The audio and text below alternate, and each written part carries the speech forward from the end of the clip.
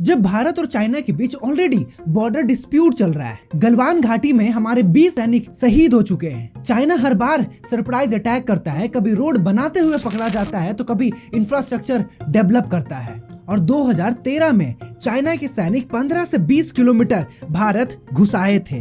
दोनों देश एक दूसरे पर बैन लगाकर बैठे हैं। भारत को टनल बोरिंग मशीन की जरूरत थी, लेकिन चाइना ने कई महीनों से इसे लटका कर रखा हुआ है। लगातार चाइना पाकिस्तान को सपोर्ट करते आया है, तो चाइना जाने की क्या जरूरत थी। जरा देखिए कैसे नरेंद्र मोदी चाइना के प्रेसिडेंट शी जिनपिंग के साथ ठहाके लगा रहे हैं। अमेरिका को ठेल देना बंद कर देता है। ये सब्जी कैसे बना के खाएंगे? ऐसी बात पे हाथ मिलाओ पुतिन जी। हमने तो हाथ मिला लिया, तुम भी हाथ मिला लो। कब तक दिवाली की लाइटें बनाते रहोगे चाइना?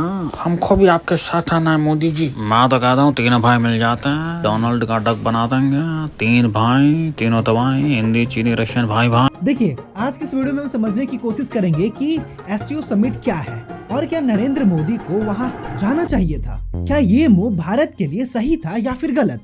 अगर ये टॉपिक आपको इन्फॉर्मेटिव लगता है तो आप मुझे कमेंट में बता सकते हो कि नरेंद्र मोदी को वहां जाना चाहिए था या फिर नहीं। देखिए एससीओ समिट की शुरुआत 1996 में हुई थी। उस वक्त इसका नाम संघाई 5 था। फिर 2001 में उज्बेकिस्तान जब इस ऑर्गेनाइजेशन को ज्वाइन करता है, तब इसका नाम बदलकर संघाई कोऑपरेशन ऑर्गेनाइजेशन यानी एससीओ रख दिया गया। इसका मेन गोल था रीजन में शांति, स्टेबिलिटी और प्रोस्पेरिटी लाना, ताकि पॉलिटिकली और इकोनॉमिकली मिलकर टेररिज्म, एक्सट्रीमिज्म और सेपरेटिज्म को टैकल करना। देखिए उस वक्त पर इसमें चाइना, रसिया, कजाकिस्तान, तजाकिस्तान, उज्बेकिस्तान, धीरे धीरे ये ऑर्गेनाइजेशन और बड़ा होता चला गया और साल 2017 में भारत और पाकिस्तान इसमें शामिल होते हैं। फिर 2023 में ईरान आया और 2024 में बेलारूस। अब कुल इसमें 10 मेंबर हैं। एससीओ समिट भी एक मल्टीलेटरल प्लेटफॉर्म है जैसे G20 और ब्रिक्स। फर्क बस इतना है कि एससीओ ज्यादा फॉर्मल है और सिक्योरिटी पर फोकस करता है, जबकि G20 ग्लोबल इकोनॉमी पर ध्यान देता है और ब्रिक्स उभरते हुए इकोनॉमी पर फोकस करता है। देखिए ये समिट 31 सितंबर से 1 अक्टूबर तक चाइना के तियानजिन शहर में हुआ, जिसमें 20 से भी ज्यादा लीडर्स आए जो नॉन वेस्टर्न कंट्रीज से थे। आप लोग भी सोच रहे होंगे ना कि इस समिट से भारत को क्या फायदा हुआ। भारत के लिए एक डिप्लोमेटिक विन रहा टेररिज्म के खिलाफ।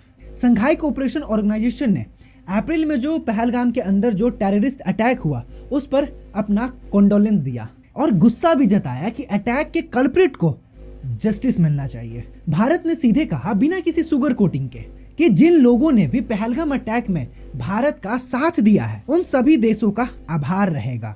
सभी देशों ने टेररिज्म को एक रियल चैलेंज माना और कहा कि जब तक डबल स्टैंडर्ड रहेगा ये प्रॉब्लम खत्म नहीं होगी। और जब टेररिज्म पे जब चर्चा हो रही थी तो पाकिस्तान का चेहरा देखने लायक था। देखिए हम सबको पता है कि अमेरिका ने भारत के ऊपर 50% का टैरिफ लगा दिया है। अमेरिका चाहता है कि भारत रसिया से तेल ना खरीदकर सीधे अमेरिका से खरीदे। अमेरिका ये बिल्कुल भी नहीं चाहता है कि भारत चाइना और रसिया के साथ ट्रेड करे। भारत वेस्टर्न कंट्रीज पर डिपेंडेंट रहे गुड्स और सर्विसेज के लिए। अब ऐसे सिचुएशन में पीएम मोदी एससीओ समिट में जाते हैं, चाइना और रसिया के साथ मिलते हैं। जो चाइना और रसिया अमेरिका का सबसे बड़ा कॉम्पिटिटर है, तो ये डायरेक्ट मैसेज था वॉशिंगटन के लिए। ट्रंप ने भारत के ऊपर प्रेशर बनाया, लेकिन इंडिया ने एससीओ और अपने डिप्लोमेटिक रिलेशन के थ्रू ये दिखाया कि हम अपनी इंडिपेंडेंट और बैलेंस फॉरेन पॉलिसी ही फॉलो करेंगे। एससीओ इंडिया के लिए फायदा ऐसे है कि हम अपना स्टार्टअप और टेक्नोलॉजी को और ज्यादा स्ट्रांग बना सकते हैं। एससीओ के थ्रू सेंट्रल एशिया, रसिया और चाइना जैसे नए मार्केट में हम अपना बिजनेस स्टार्ट कर सकते हैं। इंडिया के टेक कंपनी के लिए ये एक बड़ा मौका होने वाला है। चाइना के प्रेसिडेंट शी जिनपिंग ने मोदी जी को कहा कि ये बिल्कुल राइट चॉइस है दोनों देशों के लिए। हम 7 साल के बाद मिल रहे हैं। दोनों दुनिया के सबसे ज्यादा पॉपुलेशन वाले देश हैं। अब हमें एक नए रिश्तों का रास्ता तय करना है और इससे हम अमेरिका को भी टक्कर दे सकते हैं। उन्होंने तो ये भी कहा कि हम एक अच्छे दोस्त और अच्छे पड़ोसी बनेंगे।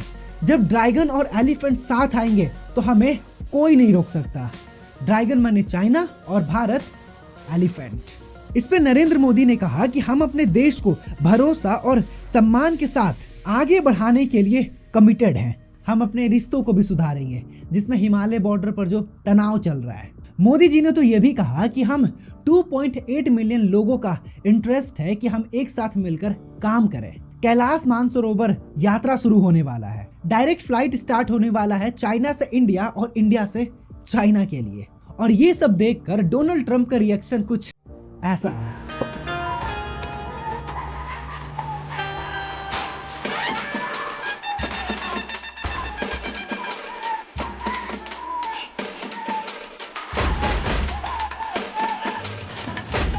अब तो अमेरिकन मीडिया भी कह रही है कि 50% टैरिफ हटाओ, मोदी से माफी मांगो और मामला को निपटाओ यहीं पे। न्यूज़ देखकर, आर्टिकल्स पढ़कर और सोशल मीडिया में मीम्स देखकर अब तो ऐसा लगने लगा है कि ये तीनों भाई मिलकर तबाही मचाने वाले हैं। भारत और चाइना के बीच जो पुराने खराब रिश्ते थे अब वो सुधरने वाले हैं। दोनों मिलकर अब एक साथ चलने का मूड बना रहे हैं। पर सवाल ये है कि क्या वाकई में इससे भारत को फायदा होगा या फिर ये एक तरफा डील होगा।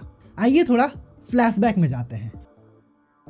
29 अप्रैल 1954 को चाइना और इंडिया के बीच एक एग्रीमेंट साइन होता है जिसमें कुल 5 बातें कही गई थी। दोनों देशों में म्यूचुअल रिस्पेक्ट, एक दूसरे के साथ म्यूचुअल रिस्पेक्ट, एक दूसरे पर एग्रेशन ना करना, इक्वलिटी और म्यूचुअल रिस्पेक्ट और शांति से साथ रहना। लेकिन 1962 में अक्टूबर के महीने में चाइना बिना किसी वार्निंग के मिलिट्री एक्शन कर देता है इंडिया पर सरप्राइज अटैक। इसके बाद 1993 में फिर एक बार एग्रीमेंट साइन होता है।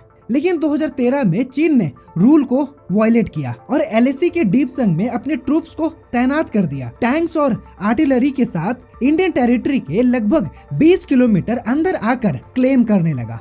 फिर 2014 में 2005 का प्रोटोकॉल तोड़कर रोड बनाने की कोशिश करता है चुमार में। और 2020 में गलवान घाटी में क्या हुआ वो तो सबको पता है। अभी कुछ महीना पहले ही जब अमेरिका ने चाइना पर जब टैरिफ लगाया और एप्पल का जो मैन्युफैक्चरिंग करता है वो है फॉक्सन कंपनी जो चाइना का है, तो चाइना ने क्या किया कि अपने 300 इंजीनियर को भारत से चाइना बुला लिया। आप ये बात जानते हो कि भारत एक मेट्रो कॉरिडोर पर काम कर रहा है जिसमें टनल मशीन की जरूरत है, टनल बोरिंग मशीन। तो भारत ने क्या किया कि जर्मनी की एक कंपनी को ऑर्डर दिया और टनल बोरिंग मशीन का जो कुछ पार्ट्स है वो चाइना में मैन्युफैक्चर होता है। तो चाइना कई महीनों से इसको डिले कर रहा है। तो जरा सोचिए, टनल बोरिंग मशीन जो भारत जर्मनी से मंगाना चाहता है, जिसका पार्ट चाइना में मैन्युफैक्चरिंग होता है और वो इसमें डिले कर रहा है।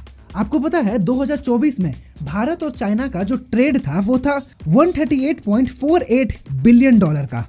और सबसे हैरानी की बात यह है कि चाइना से बहुत ज्यादा सामान भारत मंगवाता है। चाइना से आने वाले सामान ज्यादातर हाई वैल्यू चीजें होती हैं जैसे इलेक्ट्रॉनिक्स, मशीनरी और ऑर्गेनिक केमिकल। भारत चाइना से बहुत ज्यादा खरीदता है और कम बेचता है, जिससे पैसा ज्यादा चाइना की इकोनॉमी में जा रहा है। इलेक्ट्रॉनिक, मशीनरी और केमिकल के लिए भारत काफी ज्यादा चाइना पर डिपेंड हो गया है। अगर कल को अगर चाइना अगर सारा सप्लाई अगर रोक देता है तो भारत में चीजें काफी ज्यादा महंगी हो जाएगी। जरा सोचिए, जब चाइना से सस्ता सामान आता है तो इंडिया के अपने मैन्युफैक्चर को कंपटीशन मिलता है और उन्हें लॉस होता है, उनकी ग्रोथ रुक जाती है। देखिए, ये चीजें हमें समझना होगा कि चीन खुद को ग्लोबल पावर बनाना चाहता है और वो इस रास्ते में चल पड़ा है और मतलब कह लो कि वो बन भी जाएगा। और वो बिल्कुल भी नहीं चाहता कि भारत आगे बढ़े। वो डायरेक्टली पाकिस्तान को सपोर्ट करता है जो भारत का सबसे बड़ा एनिमी है। देखिए, सपोर्ट करना कोई गलत बात नहीं है, लेकिन टेररिज्म में सपोर्ट करना ये बिल्कुल गलत है।